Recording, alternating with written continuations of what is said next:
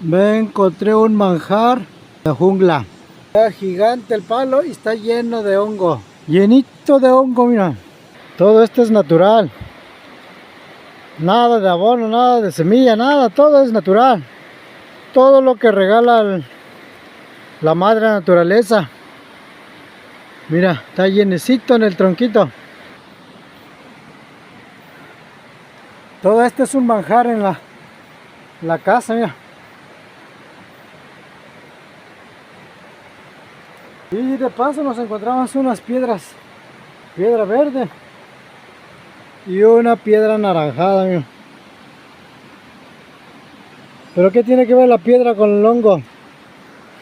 Pues bueno, pues ahí estaba en el tronco. Aquí hay otro, mira. Como rojizo. Ahí lo vamos a dejar ahí. Lo que está interesante son los hongos.